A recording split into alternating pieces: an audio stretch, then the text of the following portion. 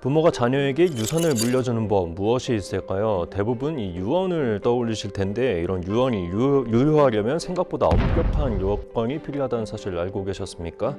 완벽한 상속, 오늘은 유언의 종류와 특징 등을 전체적으로 알아보겠습니다. 법률사무소 율쌤 허윤규 변호사님 나와 계십니다. 변호사님 안녕하십니까? 네, 안녕하세요. 네, 변호사님 먼저 이 현행법상 유언자는 자유롭게 유언으로 자기 재산을 법정 상속과 다르게 처분할 수도 있지 않습니까? 예, 그렇습니다. 그 유언은 유언자가 이제 일방적 의사 표시에 네. 따라서 민법이 정한 이제 법정 사항, 대부분은 이제 재산 상속에 관한 사항인데요. 네. 이런 재산 상속에 관한 사항을 결정을 하고 사후에 그 의사가 실현되도록 하는 제도입니다. 네. 우리나라는 이제 사유재산 국가니까 자신의 재산을 자유롭게 처분할 수 있고 상속재산의 경우에도 누구한테 줄 것인지 자유롭게 정할 수 있는 자유가 있는 것은 너무나 당연하죠. 네. 또 한 번 유언을 했다고 해서 그걸로 이제 확정이 되는 게 아니라 언제든지 자유롭게 그리고 철회까지 가능도 합니다. 네, 그 변호사님 유언으로 이제 법정 상속인이 상속에서 배제될 수도 예. 있고 원래 상속자가 아닌데도 이제 또 상속 받는 사람으로 이제 또 증여를 받을 수도 있잖아요. 예, 그렇게 그렇습니다. 되면 유언의 자유가 보장되긴 하지만은 요건과 방식이 정해져 있다는데 어떤 건죠? 예, 그렇습니다. 유언의 자유가 보장된다 하더라도 무제한적인 것은 아니고요. 네. 여러 가지 면에서 이제 제한이 되는데 이제 대표적인 게 내용적인 측면에서 이제 중대한 제한은 이제 유류분 제도라는 게 있고요. 네.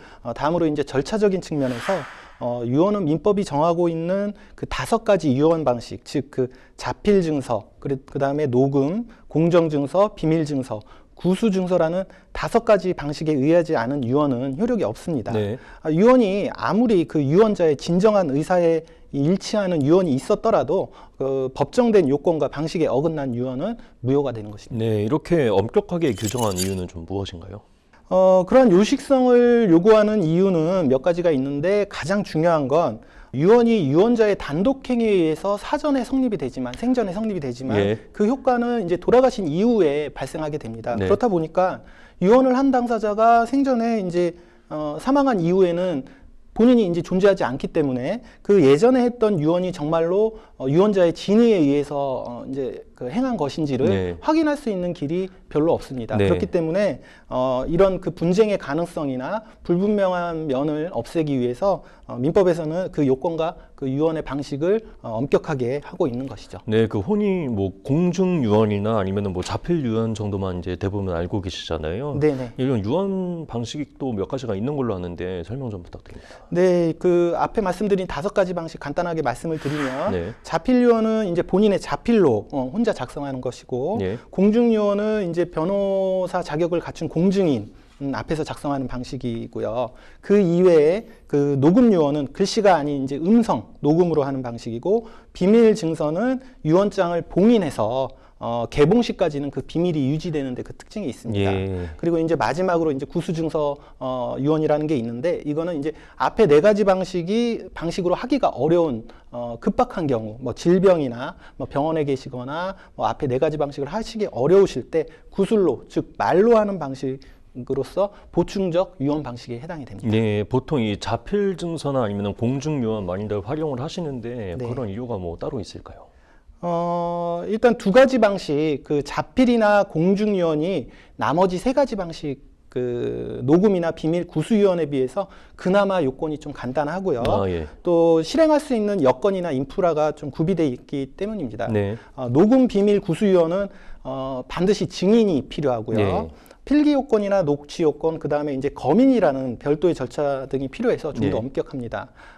그래서 이제 추가적인 요건이 필요하기 때문에 다른 유언에 비해서 그 나머지 세 가지 유언 방식은 좀 이용률이 높지 않고요. 네. 그에 반해서 자필 증서는 그 유언의 요건이 다른 방식에 비해서 비교적 좀 간단해서 많이 이용되고 유언 공증은 유언 방식 중에 효력이 가장 확실하기 때문에 네. 비용이 좀 들긴 하지만 자격을 갖춘 공증인에 의해서 이루어지기 때문에 상당히 안정적인 그 유언 방식으로 많이 이용이 되고 있죠. 네, 그 방금 말씀해 주셨다시피 유언 공증은 이제 변호사님이 작성해 주시지 않습니까? 네네네. 이런 좀 더 자세히 설명을 해 주시면. 네, 정확하게 말씀드리면 변호사 자격을 갖춘 공증인에 의해서 처리가 되고요. 예. 유언자가 그 증인 2명 이상을 참여시킨 채 그 공증인 면전에서 유언 내용을 이제 구술 얘기하고 공증인이 그 유언서를 작성해서 공증하는 방식입니다. 예, 어떻게 보면 가장 안전하고 확실한 방법인 것 같은데요. 네, 그렇습니다. 다만 이제 자필 증서에선 필요 없는 2인의 증인을 요구한다는 점이 좀 이제 단점으로 꼽히고 네. 있고요.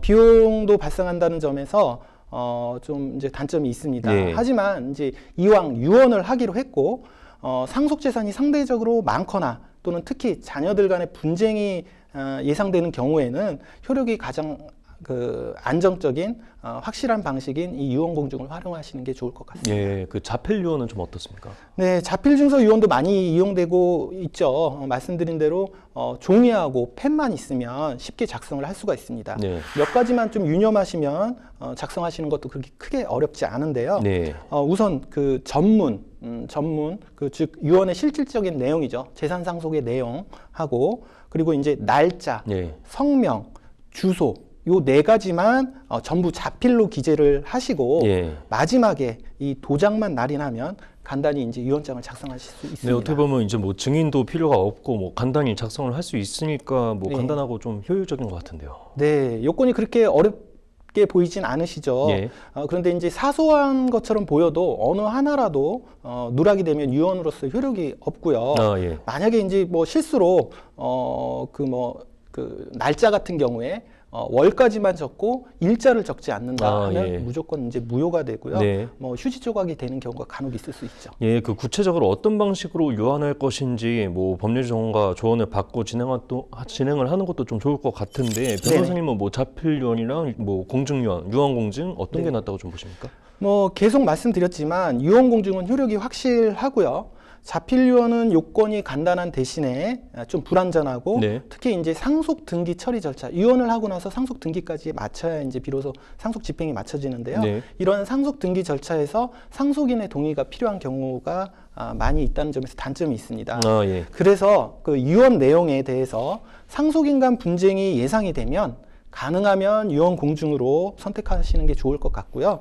비교적 그 상속 관계가 좀 단순하고 네. 상속인 간의 분쟁 가능성도 없다라고 하면은 제가 아까 말씀드린 대로 요건을 갖춰서 자필 유언으로 하시는 걸 예. 추천드리고 있습니다. 네, 내가 세상을 떠난 후에 이제 자녀들이 우애 있게 지내도록 하려면 뭐 이제 상속 재산을 이제 분배하는 것도 중요하지만은 뭐 유언도 굉장히 중요하다는 생각이 듭니다. 오늘은 제대로 유언을 하기 위한 민법상의 유언의 종류와 요건, 특징 등에 대해서 알아봤습니다. 궁금한 내용 변호사님이나 뭐 완벽한 상속에 문의해 주시면 좋겠습니다. 좋은 정보 주신 상속 전문 변호사 법률사무소 율쌤 허영기 변호사님과 함께했습니다. 변호사님 감사합니다.